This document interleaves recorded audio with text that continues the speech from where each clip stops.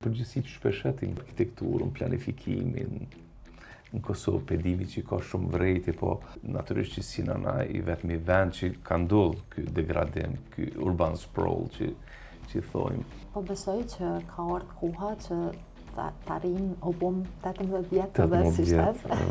Kemi hi në një periudhë pjekurie që duhet në mendu ndryshe edhe për hapësirat të cilat i ndërtojmë. Shpesh e përmendni thëmë patriotizmi sot nuk është me marrë armën me dorë në luftë, po mënyra se si e trajton qytetin prej dikujt që është qytetar i thjesht, prej mbeturinave që i hedh në qytet, deri te dikujt që është profesionist që ndikimi i tij duhet me qenë ndikim që ka vlerë për qytetet. Sot po realizojmë podcastin e radhës tonë, ku do të flasim për shumë tema interesante, qoftë për arkitekturën, për mjedisin, për qëndrueshmërinë e shumë aspekte të tjera.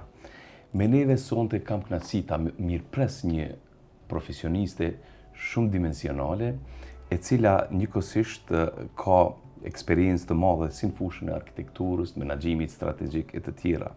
Me ne është arkitektja Blerta Vula Rizvanolli. Ajo është antare e bordit të Odës së Arkitektëve të Kosovës, është themeluese BVR Atelier, ligjëruese në universitetin ose në kolegjin UBT, doktorante në Polytechnic University në Spanjë, dhe gjithashtu antare e bordit të ambasadorëve në platformën evropiane Build Up. Pra një personalitet shumë dimensional ku sot me të vërtet do të kemi tema shumë interesante që do t'ju bojnë kurioz t'i përcjellni dhe t'i ndiqni. Blerta ka qenë e përfshirë në shumë projekte të rëndësishme kombëtare, ndërkombëtare, ku sot bashkë me neve do t'i shpalos dhe do të flasim për gjitha ato, për backgroundin e saj dhe eksperiencën e saj në fushën e arkitekturës, planifikimit dhe qëndrueshmërisë në përgjithësi. Blerta, mirë se na erdhe. Faleminderit shumë, faleminderit për ftesën, edhe ju përgëzoj për iniciativen. Është jashtëzakonisht shumë e nevojshme të flitet për këto tema, për arkitekturën përgjithësi, por edhe për temat e mjedisit, të cilat preken në raste të caktuara, por shpesh herë jo me detaje. Kështu që shtjellimi i tyre më në detaje është shumë i rëndësishëm, jo vetëm për profesionist, por edhe për audiencën. Patjetër. Ju përgëzoj për kontributin. Faleminderit, tu drejtova me Blerta për hir të miqësisë që e kem, për ndryshe. Faleminderit shumë. Mos ta bëjmë shumë formal emisionin sot. Unë kërkoj shpesh edhe studentave, firmi Blertë. Blerta, mund shkurtimisht pak ka shumë ata që s'njohin, se di që ti bukur e njohur në sidomos kisë shumë student, profesor, kolegë, miq, po një pjesë e audiencës që na përcjell neve mund mos me njohë Blertën shkurtimisht. Po flas në aspektin akademik, studimet fillestare i kam kryer në UP në arkitekturë, pastaj kam ndjek një master në arkitekturë dhe planifikim hapësiror. Ka qenë një master i parë me profesor prej Austrisë në UBT. Mbas asaj e kam kryer edhe një master tjetër në Universitetin e Sheffieldit. Kam kalu pak prej arkitekturës në menaxhim të një MBA menaxhim të biznes edhe administrim të biznesit, kurse aktualisht jam duke shpresoj duke përfundu doktoraturën në Universitetin Polytechnic të Madridit. Kurse në aspektin profesional kam fillu punën prej studente kur kam qenë në arkitekturë në Prishtinë, mandej jam zhvendos një periudhë kohës kam jetu në Tiranë edhe kam punu, kam qenë menaxher projektit në një projekt gjerman në Tiranë. Ka qenë ajo periudha që ma ka nxit pak atë kurreshtjen ndaj menaxhimit projekteve, edhe ajo ka qenë ai shifti që kam bërë prej arkitekturës, më ka nxit kuriozitetin në aspektin e menaxhimit. Kurse pas 5-6 viteve jam kthy prapë në Prishtinë, edhe kam vazhdu shumë punë që veç e përmende. Po vazhdon, s'punon, është gjithmonë dinamike. Po mundon me shfrytzu këto vitet kur kam energji për punë. Sa është e rëndësishme edhe një arkitekt të mirët edhe me pjesën menaxheriale, ta njoh pjesën menaxheriale, qoftë me menaxhu vetën si një kuadër që del nesër, në treg edhe bëj pasaj ka pak njohuri për biznesin, për menaxhimin përgjithësi, sa është e rëndësishme që le të shërbej kjo edhe për studentët ose në përgjithësi ata që na Është jashtëzakonisht e rëndësishme. E thash unë, kuriozitetin kryesor ma ka nxit sidomos puna në Shqipëri. Unë për vete nuk e kam ditë që i kam aftësit me menaxhu një projekti që i kam menaxhu në Shqipëni ka qenë mjaft i madh, një ndër investimet më të mëdha në Gjermani. Dhe kur kam shku një intervistë pune, kam qenë një farë forme inferiore në aspektin e menaxhimit, edhe pse kemi pas disa lanë në master që kemi mësuar edhe menaxhim projekteve. Megjithatë, aty e kam praktika prej teorisë ndranë, edhe unë shpesh herë them që përvoja në Shqipëni për mua ka qenë shkollë. Edhe ato 5 vite që i kam kalu, 5 vite gjysmë në Shqipëni, kanë qenë një farë nxitje për me e elaboru matutje, sidomos fushën e menaxhimit të projekteve, menaxhimit të biznesit, edhe ajo më ndej nxiti me marrë edhe një bursë për Universitetit Sheffieldit edhe me ndjek një MBA. Po, sidomos të rastet e kompanive në Kosovë, ku kompanit janë mjatë vogla edhe studiot arkitekturës, nuk kemi shumë studiot që janë në mas të mdhaja, me shumë punojës të cilët janë mirë të strukturuar me shumë departamente. Prandaj një udhëhet si një kompanie ose një arkitekt i cili mirët me vizatime ka me bo dhe punën e dikuj që e gjen punën, e menaxhon, komunikimin me klientin, komunikimin me palë tjera si fazat e ndryshme të projektit. Prandaj njohuria e menaxhimit për mua është jashtëzakonisht e rëndësishme dhe të hap shumë byrë. E vërtet, menaxhimit të projekteve në aspektin e dizajnit, po menaxhimin e ndërtimit në përgjithësi.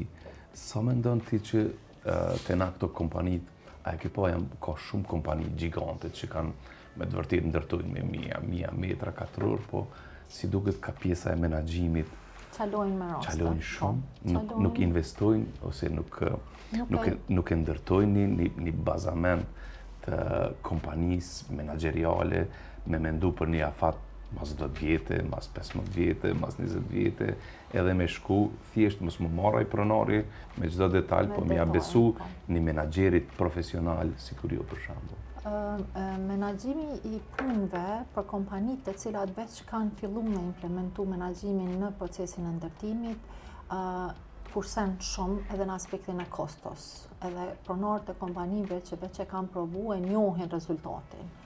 Prandaj po besoj dhe po shpresoj që me kohë edhe kompanitë e tjera, pronarët e kompanive tjera kanë me fillu me zhvillu stafin, mundet mos me pas aktualisht ekspert të menaxhimit projekteve shumë në Kosovë, por kompanitë mendoj që duhet me punu në atë drejtim që me zhvillu stafin, me eduku, qoftë këto, qoftë në vendet jashtme, që me marrë eksperiencë në menaxhim edhe koordinim të fazave të ndryshme në gjatë ndërtimit. Po, si shpesh në ka ra, kanë shkarje, kanë mos përputhje, mos probleme në ekzekutim na si arkitekt, por lajmi më i mirë për arkitektu konë themelimi i odës arkitektëve, që i kena prit me sa vite dhe së fundit tash është konsolidu oda arkitektëve dhe ti ju jeni në fakt njëra nga antarët e bordit të odës arkitektëve, si po shkon puna me odën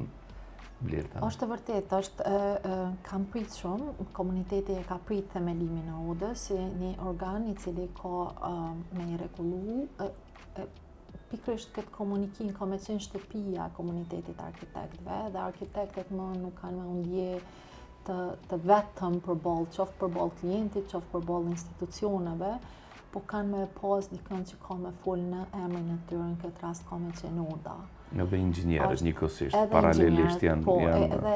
Në këtë rast është një farë formë, është të dy ombrellat i mbulojnë profesionet duke i plotësu ato nevojat që i kanë pas gjithë inxhinierët e fushës, qoftë arkitekt, qoftë inxhinierët e fushave të ndryshme.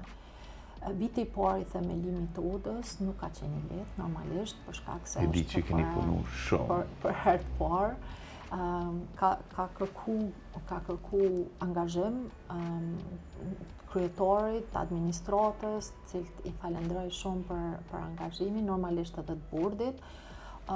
por bora kryesore normalisht e ka pas urani, Uran Kyçiku, kolegu imi mi konë bashkë në studime, prej 93-ës bashkë kena fillu me uranin. Edhe normalisht krijimi i bazës ligjore, na kemi trashëguar një bazë ligjore e cila është votu në kuvendin e parë të udës, i cili është mbajtur vitin e kaluar në janar. Megjithatë, rregulloret, procedurat e punës kanë qenë gjitha në dorën tonë që të hartojmë, të miratojmë dhe fillojmë të testojmë edhe të aplikojmë punën e përditshme. Punësimi i stafit, krijimi i një pjesë të mirë të arkitektëve i ka licencu Ministria e Planifikimit në procesin deri në themelim të udës.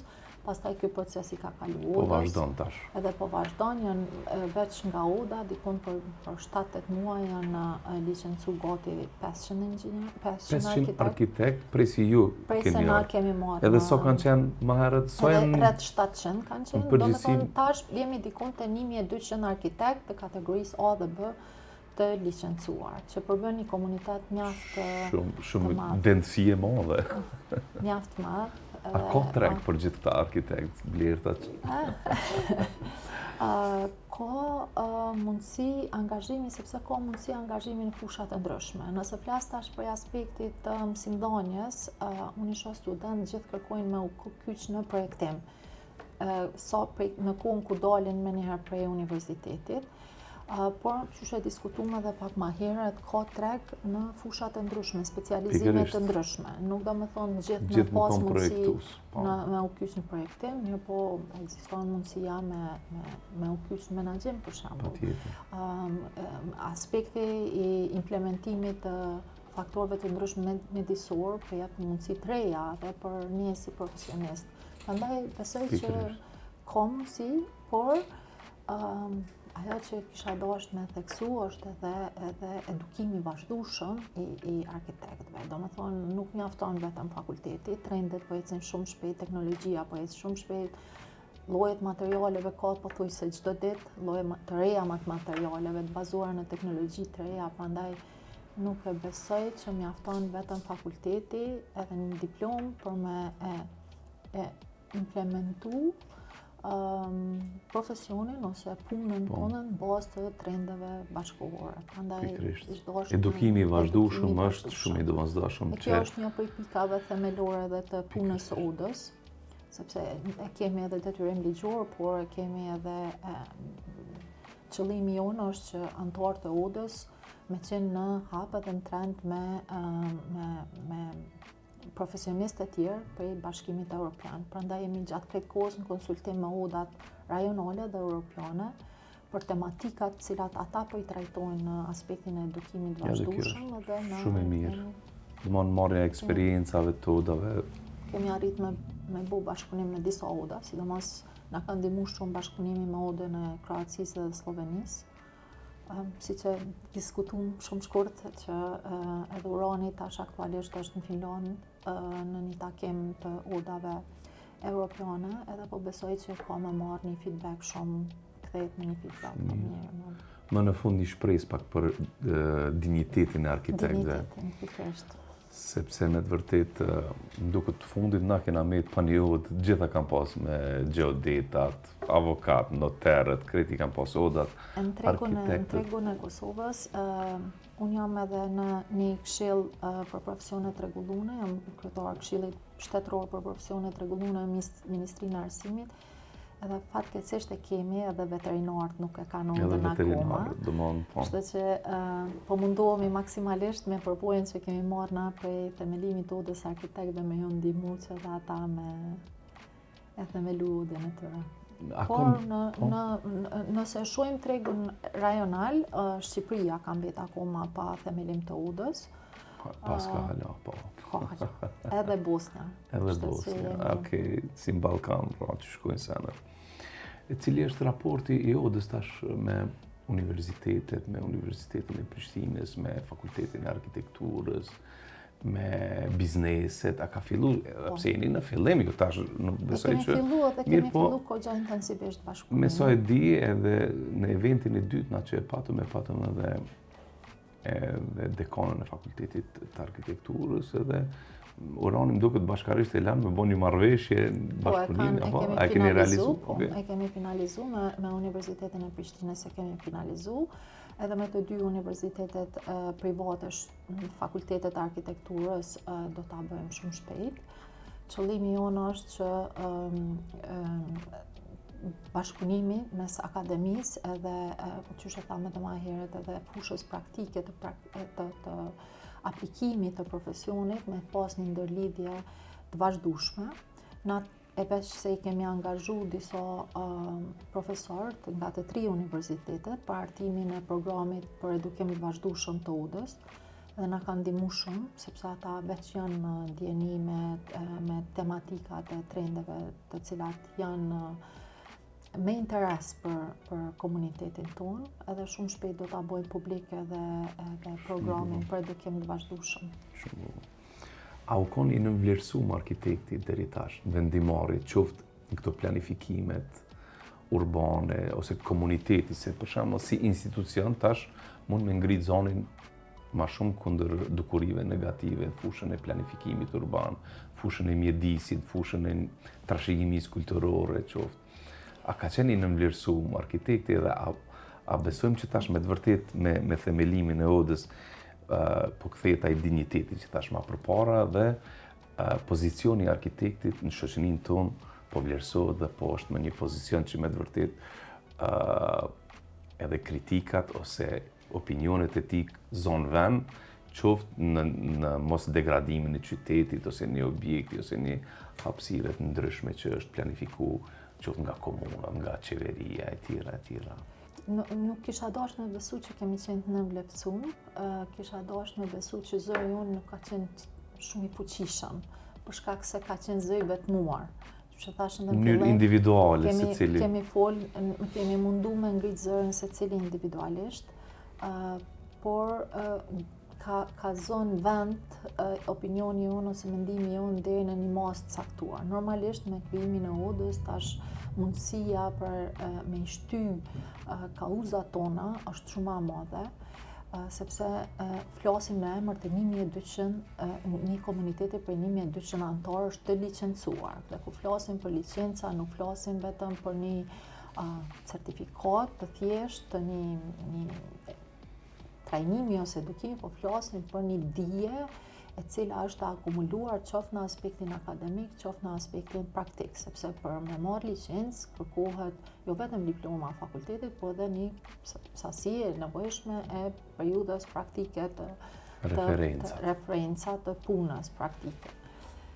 Prandaj me fol në emër të një komuniteti kaq të madh, është shumë më lehtë me i shty disa procese dhe me u ndëgju zëri. Ne jemi në komunikim të vazhdueshëm me institucione, fillimisht duke ju sqaruar dhe duke kërkuar nga ta respektimin e licencës si të tillë.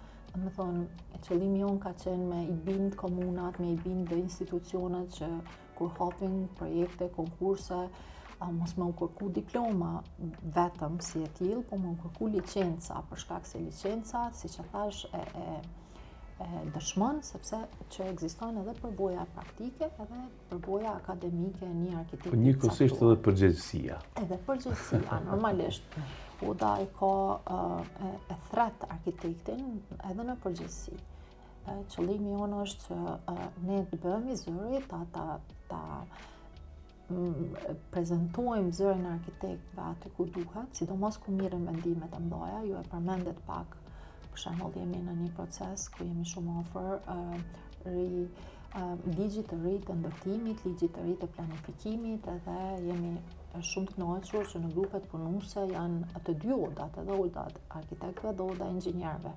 E normalisht e kemi shumë më të lehtë ta ngrisim zërin aty ku merren vendimet e mëdha që kanë lidhje drejt për drejt me hartimin e politikave.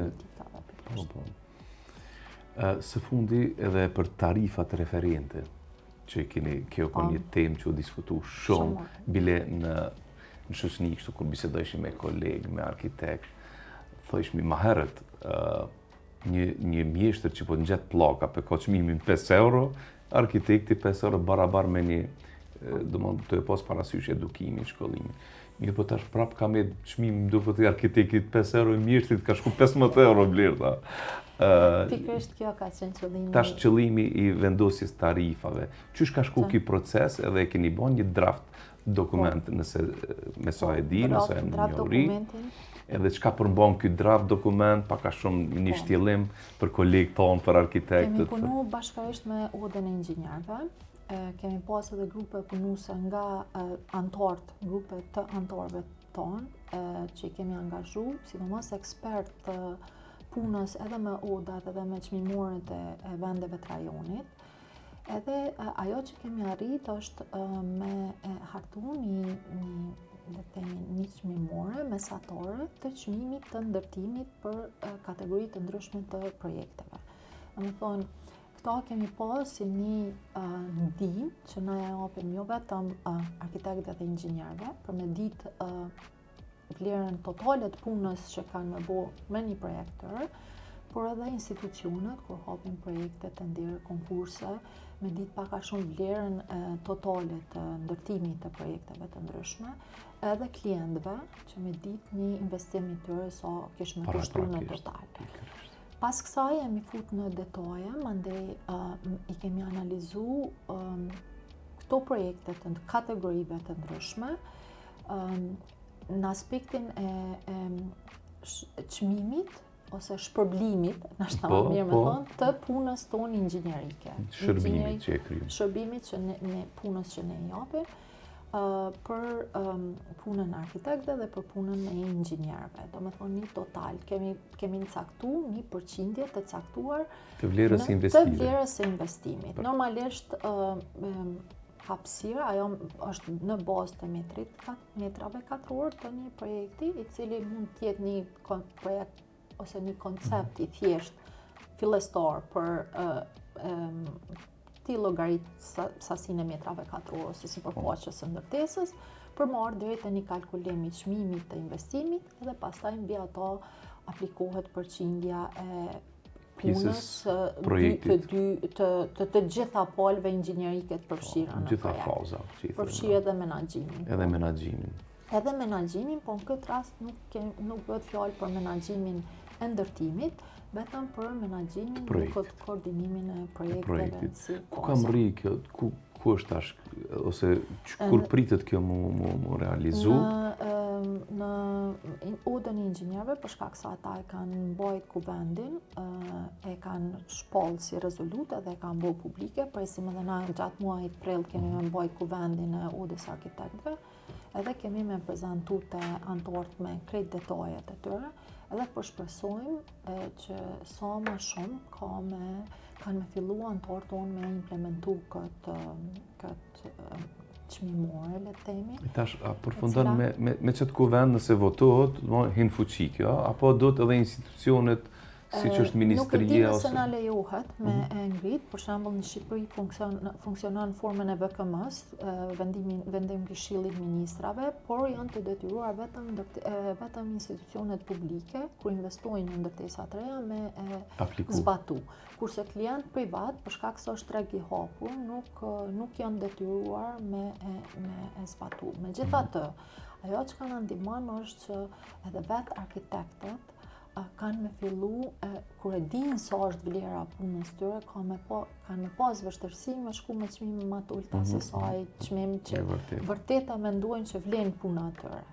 Por kjo duhet me shku në mënyrë të barabartë me ngritjen e cilësisë së projekteve. Absolutisht. Është shumë e rëndësishme sepse na i kemi krahasu edhe me çmimorët e Kroacisë, të Gjermanisë, edhe kemi pak a shumë, por edhe vlera projekteve, cilësia projekteve, standardi projekteve, të ne pastaj duhet rritët në të njëjtën, le të themi në të njëjtën jetë me çmimin të cilën e kërkojnë. Bleta e keni si odë tash, e ke vret, me siguri e ke pa që në këto shpallet, prokurimet publike, kur ka të bëjë me projekte del çmimi më i ulët. Si kërkes, zyrat e prokurimit e qesin çmimi më i ulët, edhe tash shkatërrohet tregu, aty shkojnë me centa, me sene. A është edhe kjo një element që nështë oda arkitektëve duhet me ndërhyjnë këtë aspekt? Po, kemi kërku në momentin kur bëhet një përditësim i ligjit të prokurimit, kemi kërku me qenë pjesë, sepse konkursi si tillë, na funksionojmë kryesisht, sidomos arkitektët, funksionojmë me konkurse. Ajo është baza, tenderi nuk është diçka që mundet me vlerësu punën tonë. Zakonisht janë konkurse ku jepet një koncept, ide. Po, për komunës dhja ki po, një përcjell, i qesin për 2 vjetë ose për 3 vjetë, komplet projektet e komunës me realizu një studio projektuse me çmimin më të ullët. Ajo është një farforme komuna në papmundësi me e pas ekipet e veta të cilat i modifikojnë projektet. Për shembull, nëse kompania jote është punësu për me realizu një projekt, edhe ai projekt gjatë rrugës duhet me u modifiku, pa mundësi me pas, të paktën kështu e kom kuptuar, pa mundësi me pas ekipin e vet për modifikim të projekteve të ndryshme, qoftë shkollave, qerdheve, rrugëve në rastin kur kërkojnë ekipe inxhinierike, atëherë punësojnë një kompani e cila jo detyrimisht i bën projekte të reja, por i bën këto modifikime të vogla të projekteve që janë ongoing për komunat të ndryshme. Edhe të reja duket i bojnë, po si të qoftë.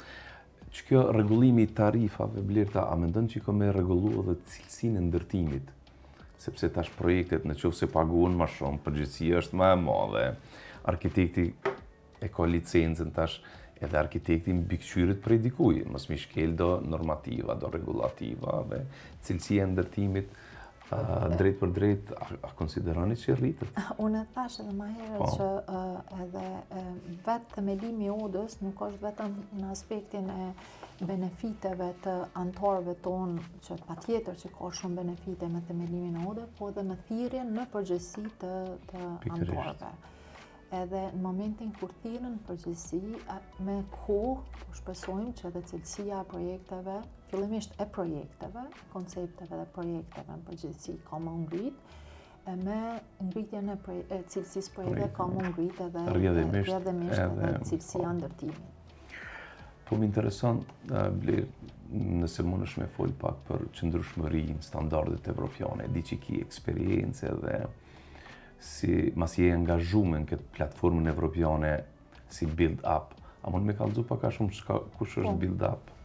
Po, Build Up është një platformë e Bashkimit Evropian, është një lloj portali i cili publikon shumë dona qoftë në aspektin legjislativ, aspektin teknik, në aspektin akademik të ndërtesave për energjinë eficiente në ndërtesa, po edhe për energjinë e renovueshme. Domethënë fokusin e ka tek këto 2 lloj kategori të ndërtimit ose faktorë të ndërtimit plotësues, le të themi.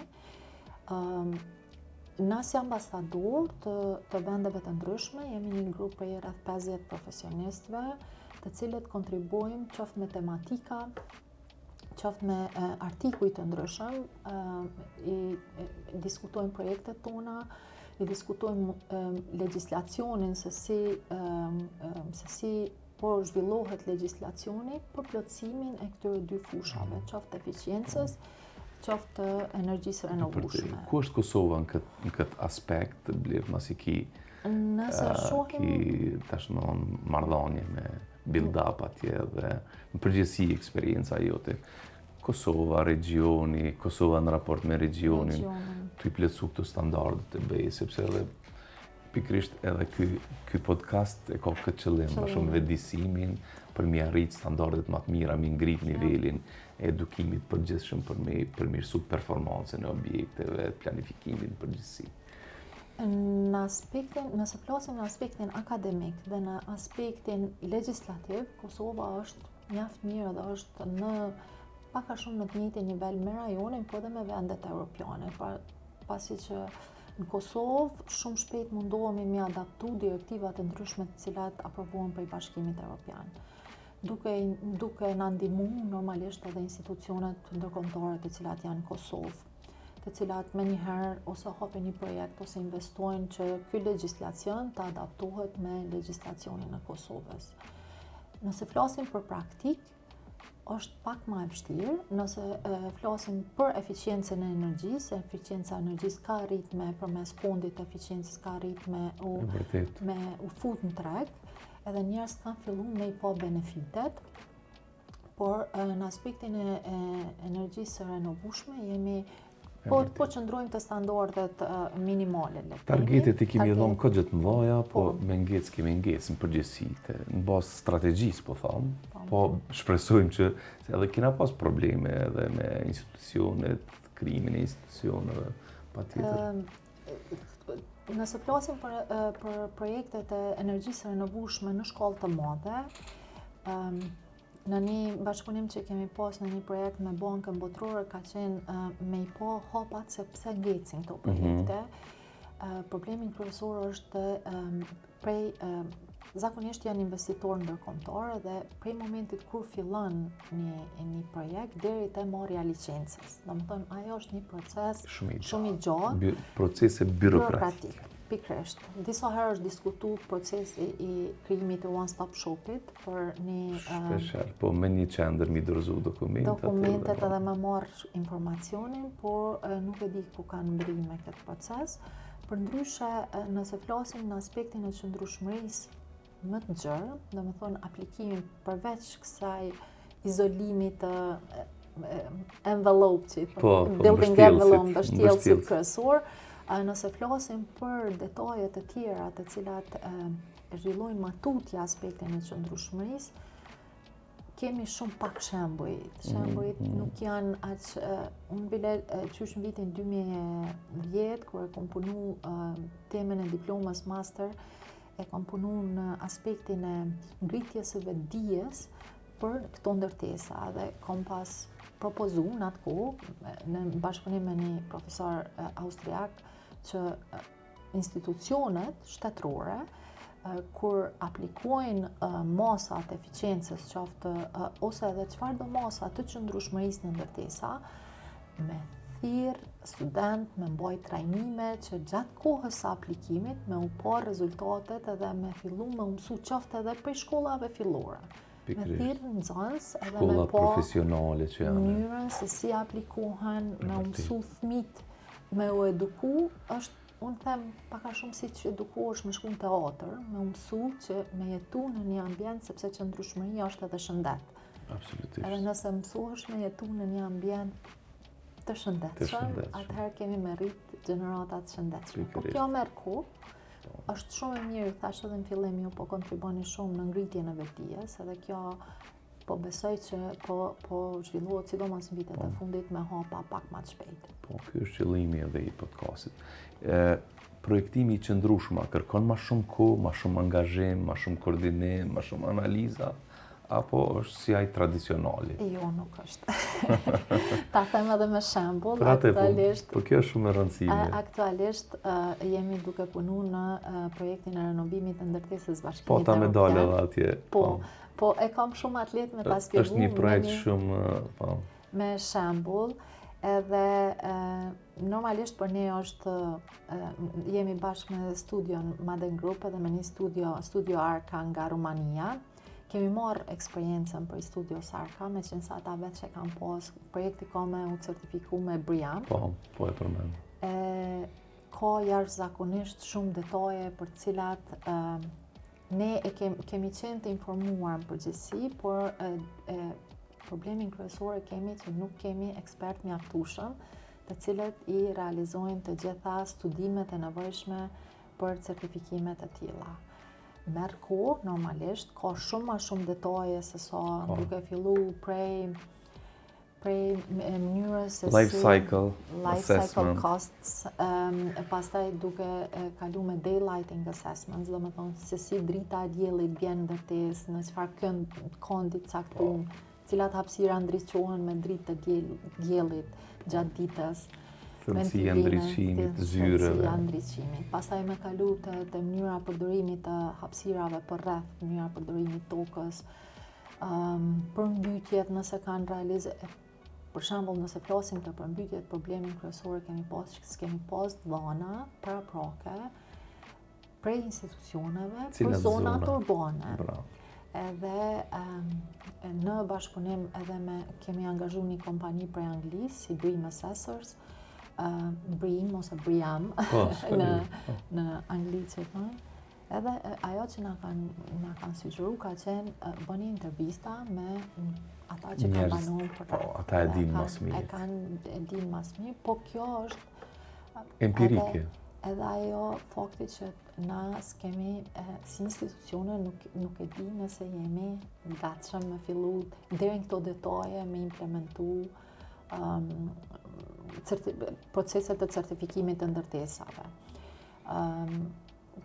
Ky është projekti i parë edhe na kanë bu me dje dhe prej bërjes që keni me u pa me lup ashtu për gjitha detajet, po besoj që ka me shërby si shembull. Ka një shembull shumë i mirë, po shpresoj. që them herët edhe për studentë edhe për ne si profesionistë, që në këtë fushë të na mani na shumë mbrapa, fatkeqësisht jo vetëm na, po përgjithësisht si region, po për ato dhe na si KGBC, Kosova Green Building Council, kemi bë marrëveshje me DGNB në Gjermane për certifikim të objekteve.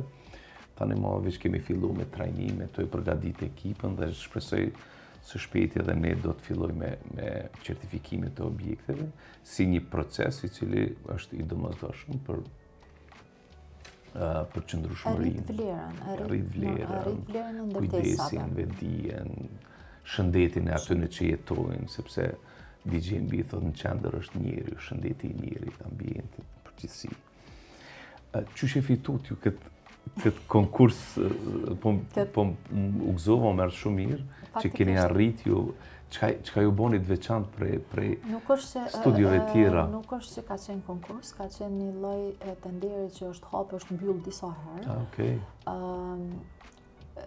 Kemi fillu përgatitjet duke i mbledh ekspert fillimisht, kanë kërkuar shumë dhona në lidhje me ekspertë të cilët janë të përfshirë në projekt, edhe eksperiencës në paraprake të ekspertëve. Jemi rreth 40 inxhinierë, arkitekta, të cilët janë të përfshirë prej Anglisë, prej Rumanisë, Kosovës, jemi një ekip i madh Maqedonisë, e kemi inxhinierin e akustikës, landscape architect është prej Shqipërisë, edhe eksperti i ekologjisë është prej Shqipërisë, domethënë është dashur me u lumtu me marr numër i madh ekspertë, jo vetëm prej rajonit, po edhe më gjerë.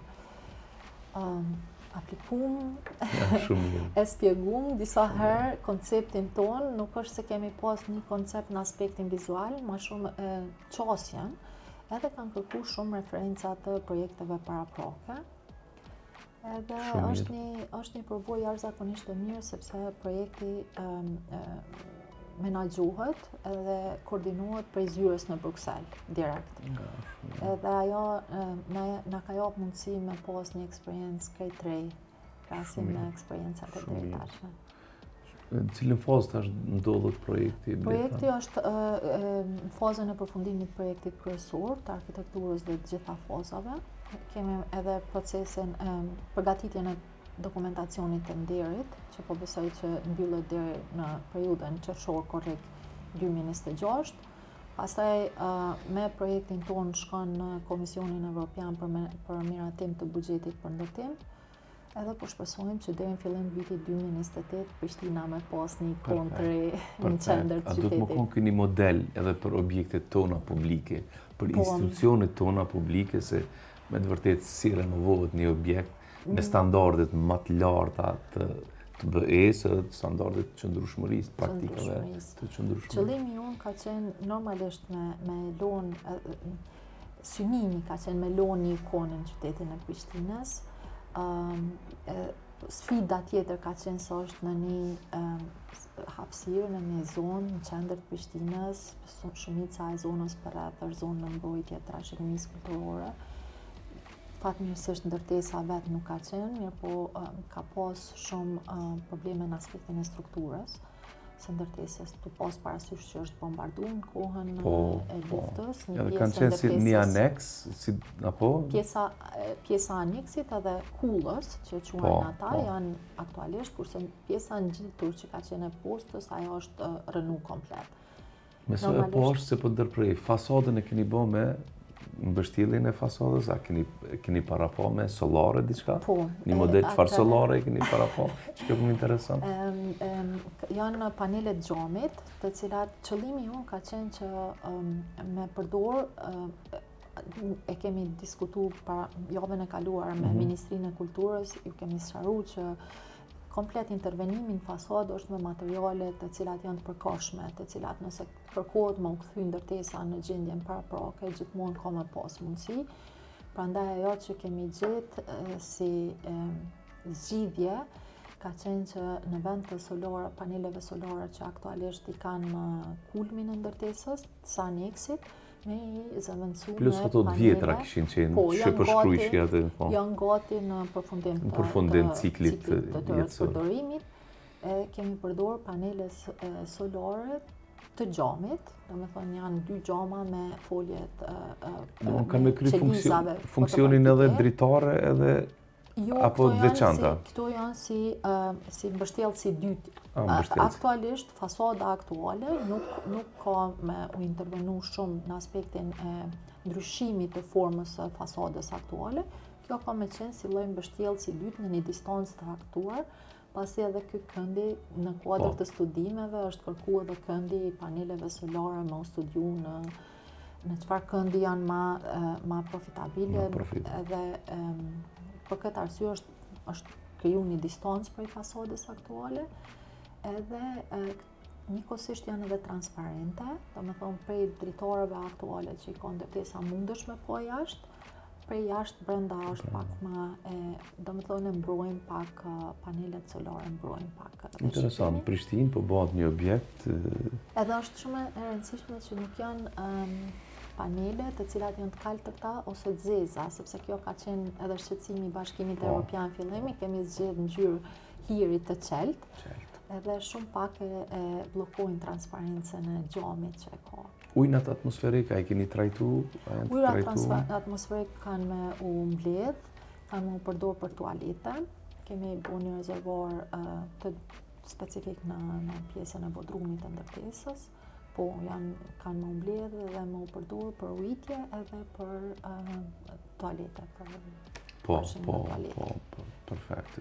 Se dhe kulmet janë gjelbra në alta, po? Kulmet janë, po, i kemi kthy aktualisht përdorën vetëm për pajisjet e ndërtesës, pajisjet e makinerike të ndërtesës, ne i kemi kthy në kulme të përdorshme për stofin e ndërtesës, kështu që kanë me qenë të përdorshme në kulme gjelbra. Qysh përshkon puna me student, profesorish?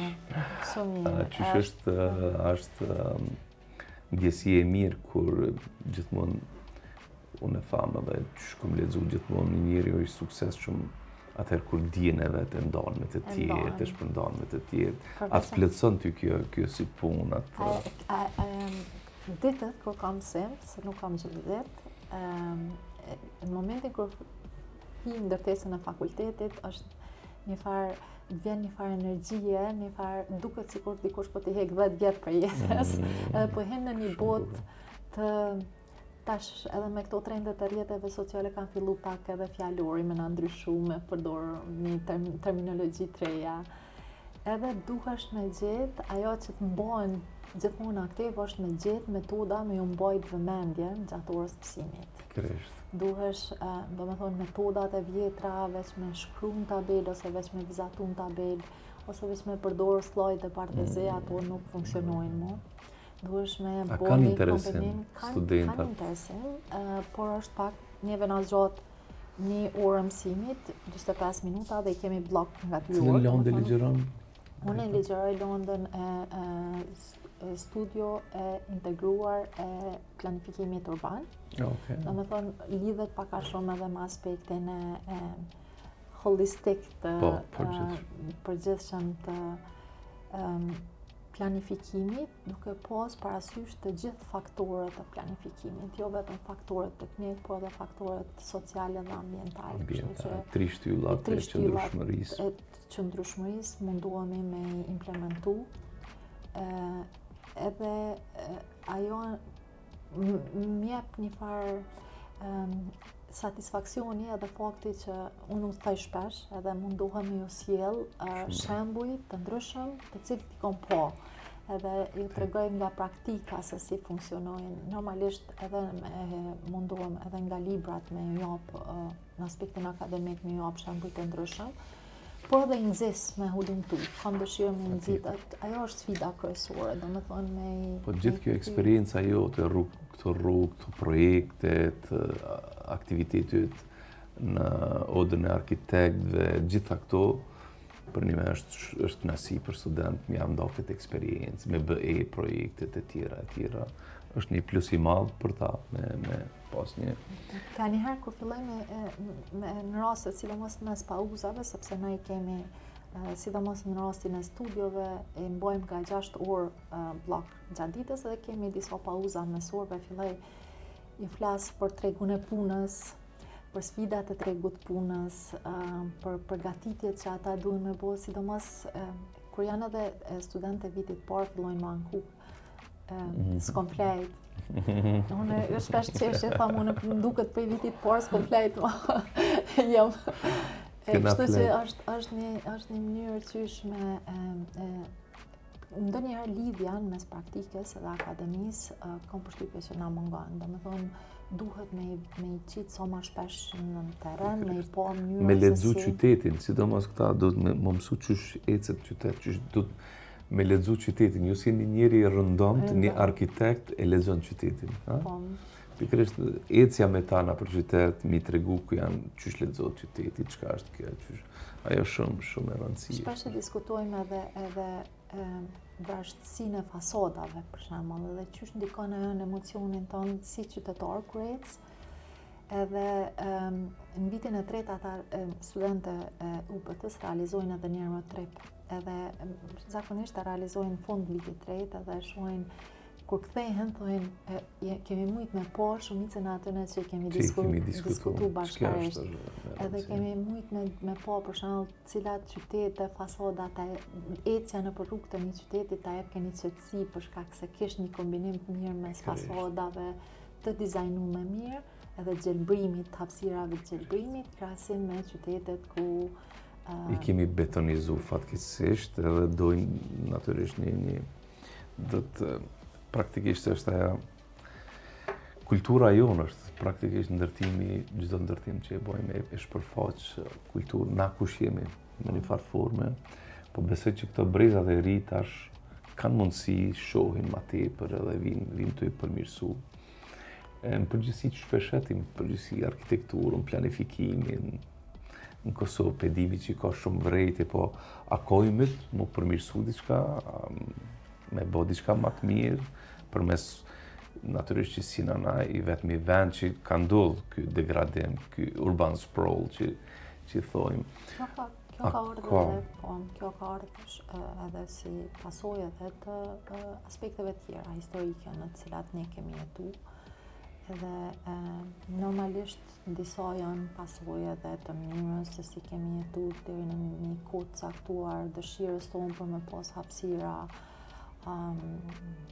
të mjaftueshme të banimit, por po besoj që ka ardhur koha që ta arrijmë o bom 18 vjet edhe si shtet. Kemi hyrë në një periudhë pjekurie që duhet me mendu ndryshe edhe për hapësirat të cilat i ndërtojmë. Unë shpesh e përmendje tham patriotizmi sot nuk është me marrë armën me dalë luftë, po mënyra se si e trajton qytetin prej dikujt që është qytetar i thjesht edhe i trajton prej mbeturinave që i hedh në qytet, e deri te dikujt që është profesionist, që ndikimi i tij duhet me qenë një ndikim që ka vlerë për qytet. Kjo po besoj me vendosjen në vend të faktorëve të ndryshëm, qoftë odës, qoftë përmirësimit ligjit, sepse ti e din që kemi trashëguar një ligj të ndërtimit i cili nuk na ka shku shumë favor të mënyrës së ndërtimit. Po besoj që me vendosjen edhe të faktorëve të aspektit edhe legjislativ, por edhe aplikativ në vend, por edhe duke i ngrit profesionistët, që e thash edhe më herët, në aspektin e njohurive të mënyrës së punës edhe koncepteve të reja që po aplikohen në vendet europiane, ka me na ndihmu me u përmirësu. Shpresa ekziston se me qenë krejt mirë, nuk kemi shpresë për me bu me ndryshime. Po besoj që kemi hapësirë për me punu shumë mirë. Faleminderit. Jemi ka fundi i podcastit tonë. A kemi në diçka që kështë pas qef me... Më pëlqej edhe kjo shkurtimisht nëse mund këtë studimin, ullumtimin që të bo të doktoraturës. Më pëlqej shumë ai krahasimi i periudhës modernizmit në Shqipëri dhe në Kosovë. Po punoj me 2 profesorishat e mia në Universitetin e Madridit, në Politeknik të Madridit. Për aspektin, fillimisht I kemi trajtu 3 llojet e sustainability, qëndrueshmërisë, është conventional, është ajo ma e hershmja, mënyra e qëndrueshmërisë ose sistemi I qëndrueshmërisë ma I hershëm në fillet e para të vetat, ku I kanë trajtuar disa aspekte teknike. Mandej është contemporary sustainability dhe tash regenerative sustainability. Edhe regenerative sustainability është lloj I qëndrueshmërisë ose mënyra aplikimit të qëndrueshmërisë ku nuk I sheh vetëm aspektin teknik të ndërtesave, domethënë sa është termoizolimi, çfarë lloj dritare është, por është edhe aspekti social, aspekti kulturor, aspekti I funksionit të hapësirave të brendshme të ndërtesave dhe ajo që unë jam shumë interesuar dhe jam duke trajtuar në temën time të doktoraturës është edhe aspekti shëndetësor. Po bëj një krahasim në mes të ndërtesave që janë ndërtuar në kohën e modernizmit në Prishtinë, edhe ndërtesave që ndërtohen sot, për me po a jemi të bu ma mirë, apo jemi të degradu në aspektin e kualitativ të hapësirave ku banojmë, kurse në Shqipëri, duke pas parasysh periudhën e komunizmit edhe mënyrën e ndërtimit të banesave në atë kohë, ku shumica e familjeve I kanë pas një hapësirë të caktuar për një numër mjaft madh të anëtarëve të familjes, edhe mënyrën se si ndërtohet sot në Tiranë, edhe ky krahasimi I faktorëve të cilët ndikojnë drejt për drejt në shëndetin e përdoruesve të ndërtesave. Po shpresoj Temë shumë atraktive, shumë interesante. Faleminderit. Po shpresoj që kam arrit me përmbyll. Aktualisht jam duke punu Kur po mendon edhe sa periudhë ka me shku? Po besoj që në fillim të vitit tjetër duhem vetë me finalizu. Aktualisht jam në përmbyllje të një publikimi në një revistë me faktor me vlerësim të faktorëve mjaft mirë, për shkak se në kuadër të doktoraturës kërkohet me pas edhe publikime të kësaj fushë. Një pjesë të vogël të temës time doktoratës jam duke punu me publikuar në një prej revistave. Çka po do më mirë, një angazhim multidimensional. Faleminderit shumë. Shumë faleminderit Blerta që e gjete kohën me nda me neve këtë eksperiencë, këtë përvojë. Mendoj që kjo është edhe një motivim edhe për gjeneratat e reja, sidomos për femnat kisha dashur më konë një model se si ki arrit që për një periudhë ju shumë gjatë mi pas gjithë këto suksesi, gjithë këto projekte, edhe që I ndajte me neve në podcastin tonë, sidomos aspektin I qëndrueshmërisë, objektet që I përmende, që jeni tu I realizu, objektin e BE-s, projektin e temës, të arriturat e odës, punën tone si në akademi, si profesoresh. Besoj gjithë kjo muhabet, kjo bisedë sot ka më konë e dobishme për gjithë ata që në kanë përcjellë. Edhe njerë shumë faleminderit që ishe pjesë e këtij podcasti. Faleminderit shumë, faleminderit juve për mundësinë. Mendoj kam folë në disa raste në intervista të ndryshme për aspekte të ndora, është ndër herat e para që I kam përmbledh të gjitha në një intervistë, prandaj I falenderoj shumë. Edhe inkurajoj me atë sa ka mundësi, me atë sa më dëgjohet zëri, jo vetëm femrat, por edhe gjithë rinjt, të cilët janë të profesionit tonë me u zhvillu matutje sidomos në aspektin e qëndrueshmërisë, sepse janë trendet aktuale botërore. S'kem ka ikëm këtëne, orientimin e kemi. Edhe mundësi për projekte të reja, për financime, sepse në bazë të një ullumtimi që kemi bërë në bashkëpunim me Universitetin e Vjenës, këto vinë janë projekte të cilat vinë kryesisht me investime shtetërore, me investime publike. Ato janë nxitësit kryesor edhe për investitorët privat, janë financimi publik. Financat publike, nëse shohim trendin në vendet e Bashkimit Evropian, financat publike, buxhetet publike janë duke u investuar në këtë drejtim. Vërtet. Prandaj edhe mundësia për punësim, mundësia për zhvillim është shumë e madhe. Kështu që ju thash edhe një herë, ju jeni të bëni një punë shumë të mirë, edhe pra sa kemi mundësi me e shtu përpara këtë fushë, me shumë dëshirë për me pa rezultate të mira. Ishte kënaqësi. Faleminderit shumë. Faleminderit. Të nderuar miq, me kaq për përmbyllim këtë podcast, uroj që sadopak keni përfituar nga kjo bisedë me profesorishën Blerta dhe shpresoj që do ta shpërndani këtë podcast, do ta bëni subscribe në mënyrë që sa më shumë të ketë impakt kjo bisedë shumë e vlefshme, jo vetëm për arkitekt, por për gjithë komunitetin tonë. Faleminderit shumë.